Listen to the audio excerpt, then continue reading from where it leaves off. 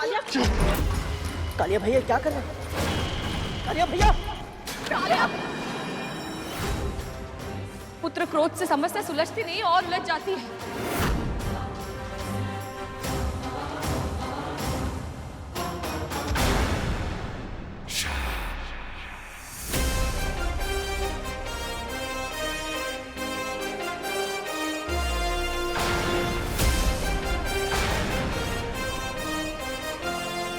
मां पर आक्रमण करने की भूल मत करना।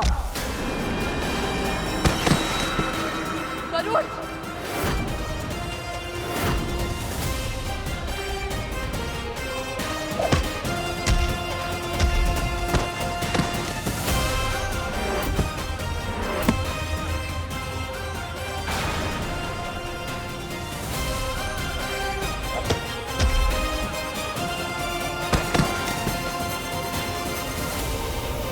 रुक जा गरुड़!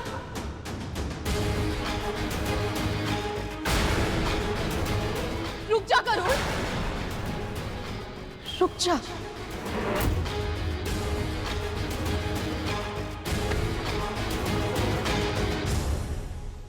मां ने पुकार लगाई और जाकर छुप गया आंचल के पीछे। साहस है तो फिर से हाथ कर। एक शब्द और नहीं, पहले तू मुझे लज्जित कर चुका है, अब क्या मेरा शीश लज्जा से झुकवाएगा तू?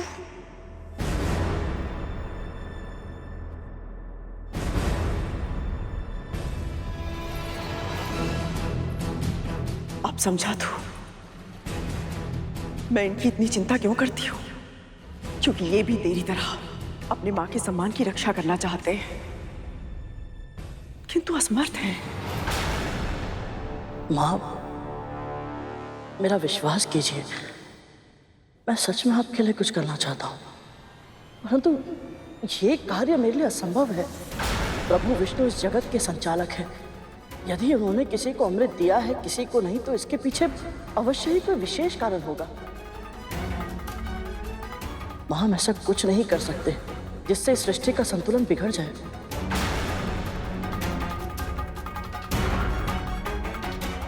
दीदी, यदि सभी प्राणियों के लिए अमृत आवश्यक होता तो नारायण बिना मांगे ही दे देते, बिल्कुल वैसे ही जैसे उन्होंने जल, वायु, सूर्य और वनस्पति ये सब हमें दिए हैं। मां, यदि आपकी कोई और इच्छा है तो प्रकट कीजिए, परंतु ये अधर्म मैं नहीं कर सकता।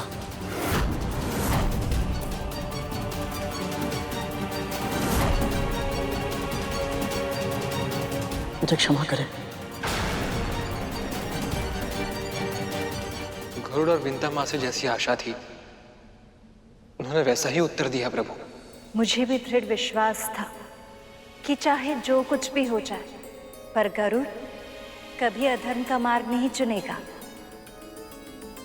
जब तक ना खोने की आशंका, ना पाने की आशा, तब तक चुनाव सरल ही होता है देव।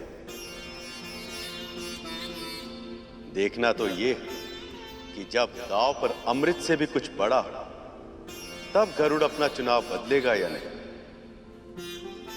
अमृत से भी बड़ा? हाँ प्रभु, अमृत से बढ़कर क्या हो सकता है? धैर्य, धैर्य रखना होगा आप दोनों को।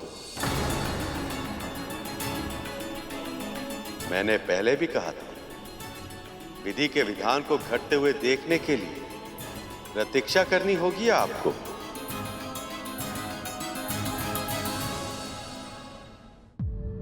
पर गरुड़, अधर्म तो तब होगा ना जब मेरे पुत्र अमृत या अमृत से मिलने वाली शक्तियों का दुरुपयोग करेंगे। मैं तुम्हें वचन देती हूँ, ऐसा कभी कुछ नहीं होगा। देवताओं की तरह वो भी केवल अपनी सुरक्षा के लिए उपयोग करेंगे उसे।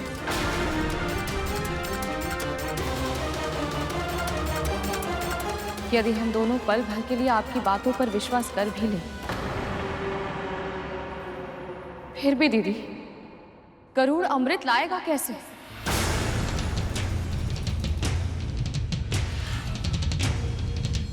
राहु ने छल से अमृत लाने का प्रयास किया था तो प्रभु विष्णु ने उसकी क्या दशा की थी?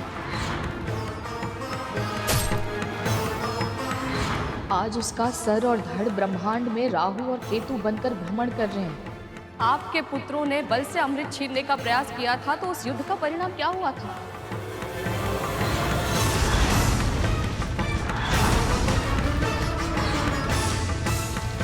आप सब जानती हैं दीदी। यदि आपके इतने सारे शक्तिशाली पुत्र मिलकर भी इंद्र का सामना नहीं कर पाए तो मेरा पुत्र अकेले उन सभी देवताओं का सामना कैसे करेगा?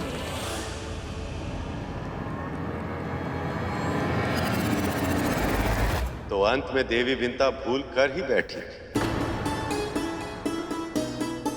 इन्हें यह नहीं कहना चाहिए था।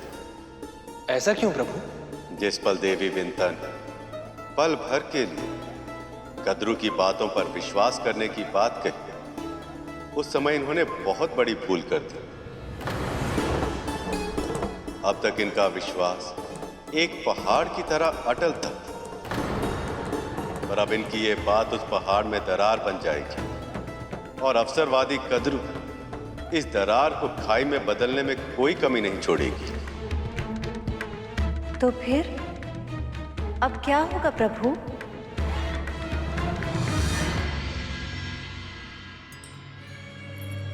हम साथ में पले बढ़े, विवाह किया, जीवन का अधिकतम समय हम दोनों ने एक दूसरे के साथ बिताया, किंतु आज भी एक प्रश्न मेरे मस्तिष्क में घूमता रहता है।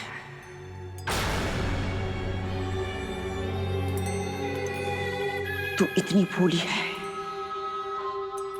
या भोली होने का स्वांग रच रही है?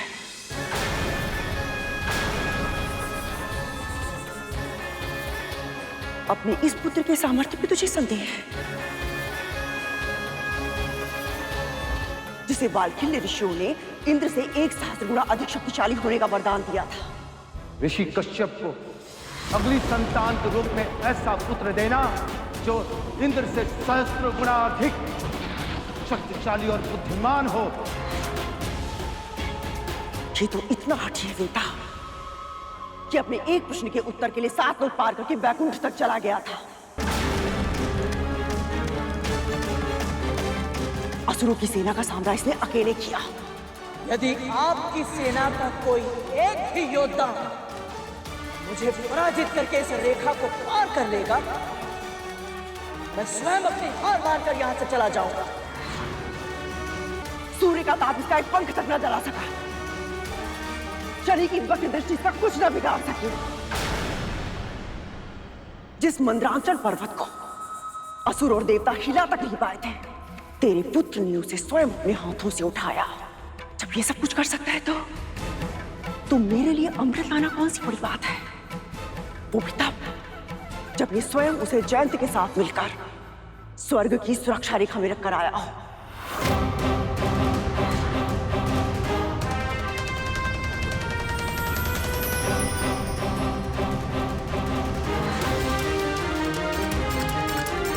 सत्य तो यह है वीरता, यदि तेरा पुत्र एक बार ठान ले तो संसार का कोई भी ऐसा कार्य नहीं है जिसे करने में वो सक्षम ना हो। वो कुछ भी कर सकता है, कुछ भी।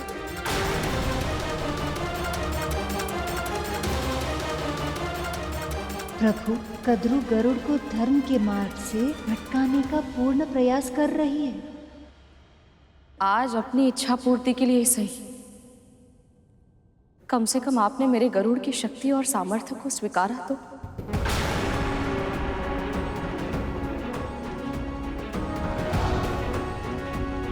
वो सब मैं इसलिए कर पाया था क्योंकि मेरे साथ मेरी माँ के आशीर्वाद की शक्ति थी, और जब तक प्रभु और माँ का आशीर्वाद मेरे साथ है, मेरे लिए कोई भी कार्य असंभव नहीं।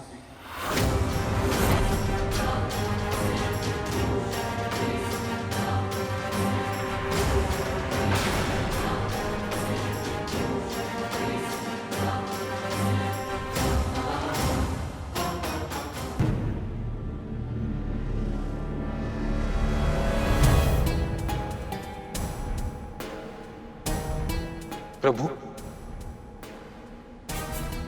मां विंता और गरुड़ तो सही कह रहे हैं, तो फिर आप इतने निराश क्यों हैं? क्योंकि गरुड़ ने जो कहा वो इसे नहीं कहना चाहिए था। जब तक वह इस तर्क पर अड़िग था कि वह अधर्म के मार्ग पर नहीं चलेगा, तब तक स्थिति उसके नियंत्रण में थी। पर अब इसने देवी कद्रू को शब्द जाल से निकलने के लिए अस्त्र प्रदान कर दिया, और यदि देवी कद्रू इसे किसी तरह बाध्य कर दे तो ये मां का आशीर्वाद दिए बिना भी देवी कद्रू की इच्छा पूरी करने के लिए विवश हो जाएगा। प्रभु, मुझे ऐसा क्यों लग रहा है कि ये लीला आप स्वयं रच रहे हैं और इसे साकार होते हुए देख आप मन ही मन प्रसन्न हो रहे हैं।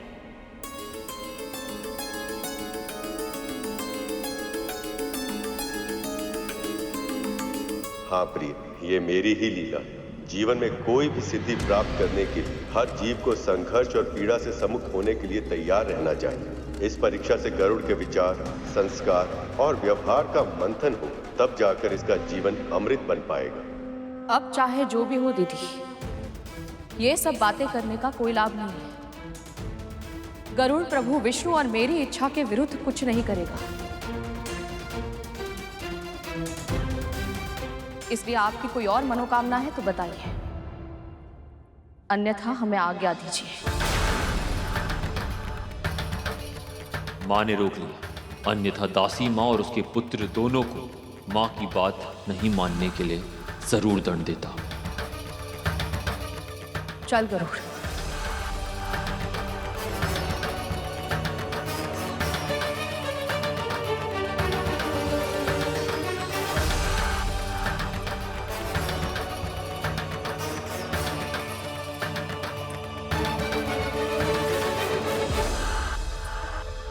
तू ऐसे नहीं जा सकता गरुड़,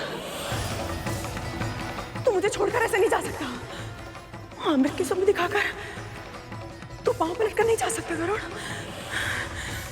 रुक जा गरुड़। स्मरण कर, मेरी इच्छा पूरी करने का विचार तेरे मन में अपने आप आया था, और मन का विचार ईश्वर का स्वर होता है। हो सकता है प्रभु विष्णु भी यही चाहते कि तू मेरी मनोकामना पूर्ण करे।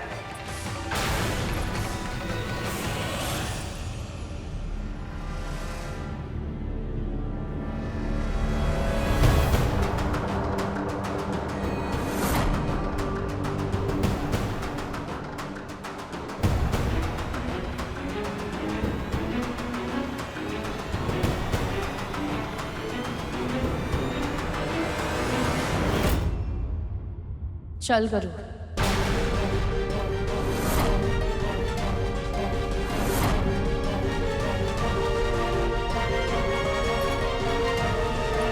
रुक।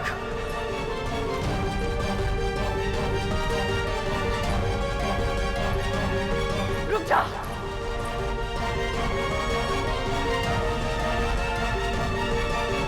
बस एक बार ये मेरी इच्छा पूरी कर दे, फिर तू जो चाहेगा मैं सब करूंगी। कोई इच्छा नहीं है हमारी।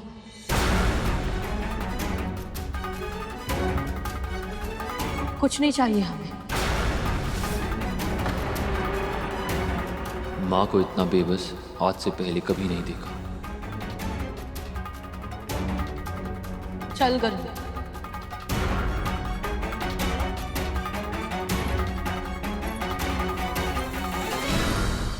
मुक्ति भी नहीं,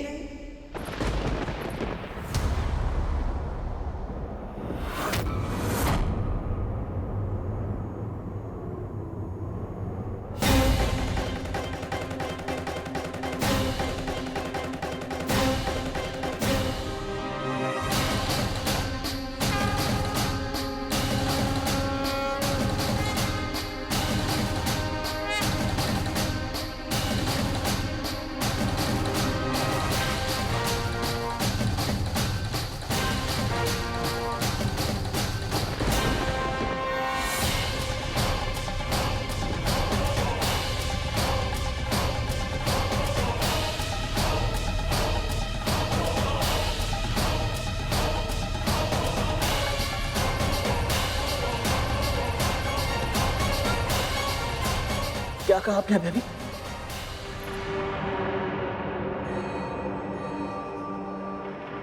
तू मुझे अमृत लाके दे और मैं तुझे दूंगी अपनी दास्ता से मुक्ति।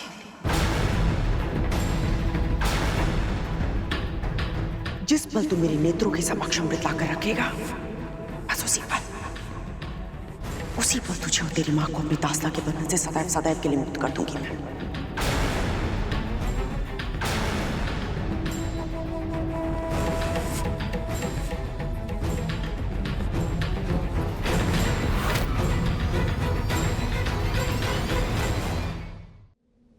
हे प्रभु, इतनी कठिन परीक्षा। प्रभु, आप इतने निष्ठुर कैसे हो सकते हैं? गरुड़ सीधा साधा भोला भक्त है आपका। इतने बड़े धर्म संकट में डालने से पहले आपका हृदय नहीं कांपा? एक ओर उसकी मां की मुक्ति और दूसरी ओर धर्म। उसके पास विकल्प ही क्या है? वो जो भी धर्म का मार्ग चुनेगा, कोई ना कोई अधर्म तो करेगा ही। अगर वो अपनी मां का चुनाव करता है तो भी अधर्म करेगा, और यदि मां की मुक्ति का मार्ग जाने के बाद भी मुक्ति का प्रयास न करे तो भी अधर्म ही कहलाएगा। धर्म और अधर्म के बीच में युद्ध तो पक्ष लेना आसान होता है देवी। असली परीक्षा तभी होती जब धर्म और अधर्म के बीच की रेखा धूमिल हो जाए और उचित मार्ग चुनना कठिन हो जाए। यदि भविष्य में गरुड़ को मेरा वाहन बनना है तो उसे इस अग्नि परीक्षा से गुजरना ही होगा।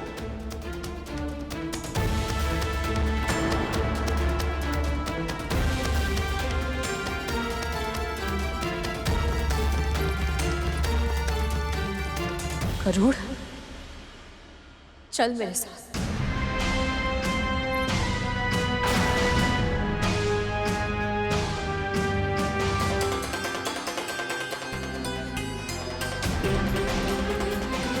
जब से तेरा जन्म हुआ है तेरी बस एक ही इच्छा है।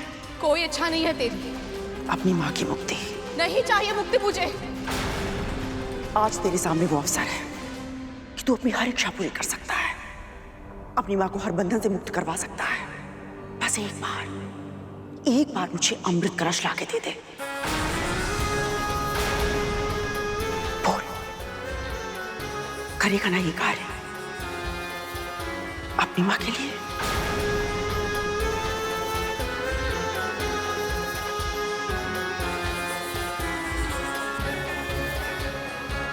गरुड़ के भावनाओं का प्रयोग मां अपने स्वार्थ सिद्धि के लिए करना चाह रही है। मैं तो ये सोच रहा हूं तख्तू कि गरुड़ अब क्या करेगा? समुद्र मंथन से निकलने वाला अमृत तेरे जीवन के सारे विष को समाप्त कर देगा। ऐसा कौन सा कार्य करना है जिसके लिए आप दोनों ने मुझे शिक्षा दी? उस कार्य को समझने के लिए तुम्हें देवी कद्रू के मन को समझना होगा। जाओ पूछो उनसे कि उनके मन की सबसे बड़ी इच्छा क्या है।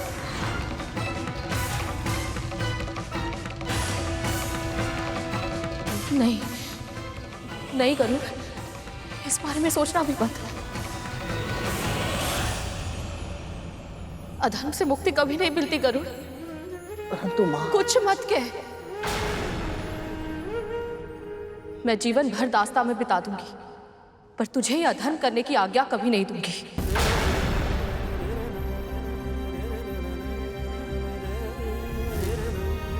अनेक बार मुझे भावुक करके, भ्रमित करके, नियंत्रित करके अपनी इच्छा मनवा चुकी है आप।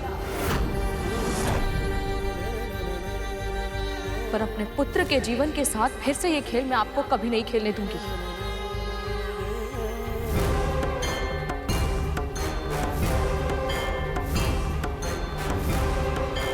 चल गरुड़।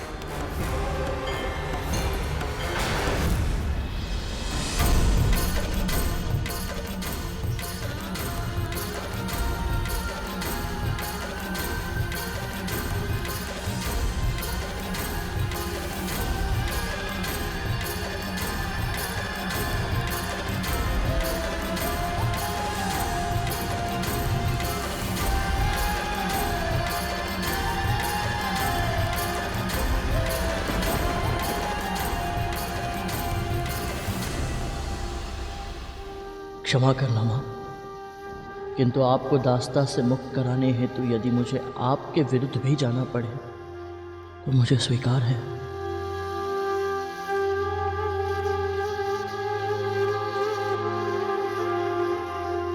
मैं जानती थी एकमात्र विंता ही है जिसके समक्ष गरुड़ के लिए धर्म अधर्म सब व्यर्थ है। अब गरुड़ विंता की मुक्ति के लिए मेरे पास अमृत अवश्य ले आएगा, चाहे फिर उसे प्रभु विष्णु की इच्छा के विरुद्ध क्यों न जाना पड़े।